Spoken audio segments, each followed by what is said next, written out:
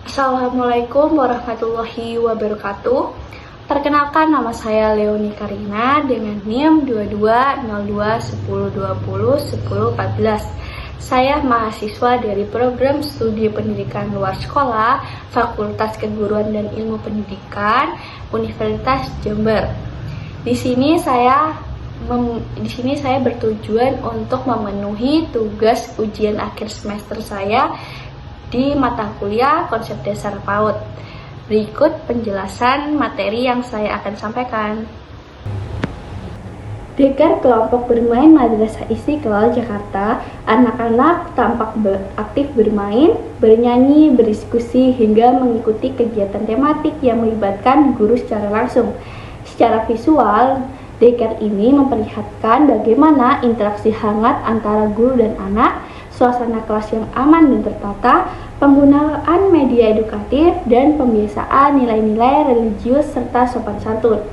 Guru tidak hanya mengajar, tetapi juga menjadi fasilitator, pendamping, dan pengasuh yang memperhatikan perkembangan anak secara menyeluruh, seperti kognitif, sosial, emosional, dan spiritual. Dengan demikian, bagaimana lembaga PAUD menjalankan fungsinya secara menyeluruh tidak hanya sebagai tempat belajar formal, tapi juga tempat tumbuh kembang yang penuh kasih sayang.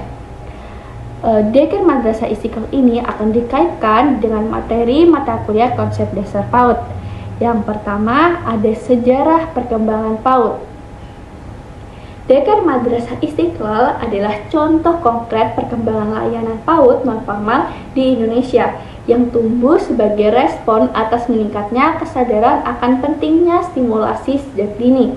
PAUD seperti ini merupakan lanjutan dari pemikiran awal tokoh-tokoh seperti Ki Hajar Dewantara yang mendirikan Taman Indria serta inspirasi dari Froebel yang memperkenalkan konsep kindergarten.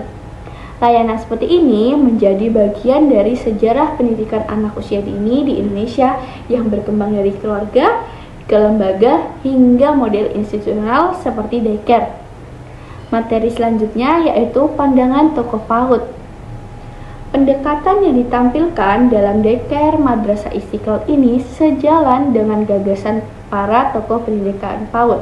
Yang pertama ada Froebel yang menyatakan bahwa bermain sebagai sarana belajar. Yang kedua, Montessori yang menyatakan anak belajar mandiri dengan alat yang tepat. Dan Jean Piaget menyatakan anak aktif membentuk pengetahuannya memulai dari pengalaman. Yang terakhir yaitu Ki Hajar Dewantara yang menyatakan bahwa pembelajaran yang berpihak pada anak dengan prinsip asa, asi, dan asuh.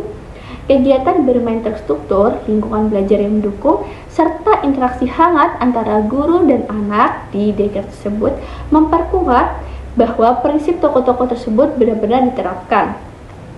Materi yang ketiga yaitu model layanan PAUD. Layanan ditampilkan dekar Madrasah Istiqlal merupakan contoh dari PAUD non-formal berbasis pengasuhan. Anak-anak mendapatkan layanan pendidikan sekaligus perlindungan dan pembiasaan nilai sejak dini. Ini sesuai dengan pendekatan PAUD holistik integratif yang menggabungkan beberapa unsur yaitu pendidikan, pengasuhan, kesehatan, gizi, dan perlindungan anak. Guru berperan tidak hanya sebagai pengajar, tetapi juga sebagai caregiver yang mendampingi proses tumbuh kembang anak. Dan materi yang terakhir yaitu prinsip pembelajaran PAUD. Dekar Madrasah Istiqlal secara nyata mencerminkan prinsip-prinsip pembelajaran PAUD. Antara lain, yang pertama ada belajar melalui bermain, yang kedua berpusat pada anak, yang ketiga lingkungan aman dan menstimulasi, yang keempat membangun interaksi sosial, dan yang terakhir mengembangkan nilai dan karakter. Anak-anak bebas bergerak, mencoba alat peraga, berpartisipasi aktif, dan menunjukkan ekspresi positif terhadap kegiatan. Guru pun tampak memahami tahap perkembangan anak dan menyesuaikan pendekatannya. Kesimpulan dari video ini yaitu dekar Madrasah Istiqlal tidak hanya menyajikan kegiatan belajar anak usia dini, tetapi juga menggambarkan implementasi nyata dari konsep dasar PAUD, mulai dari nilai sejarah, pendekatan tokoh-tokoh, hingga model layanan dan prinsip pembelajaran. Semuanya hadir dalam praktik lapangan. Video ini sekaligus menjadi pengingat bahwa PAUD bukan sekadar tahap awal pendidikan, tetapi fondasi penting bagi masa depan anak. Pendidikan anak usia dini harus mencakup aspek sosial, emosional, spiritual, dan intelektual secara terpadu dan menyenangkan. Sekian penjelasan dari saya. Mohon maaf jika ada salah kata. Wassalamualaikum warahmatullahi wabarakatuh.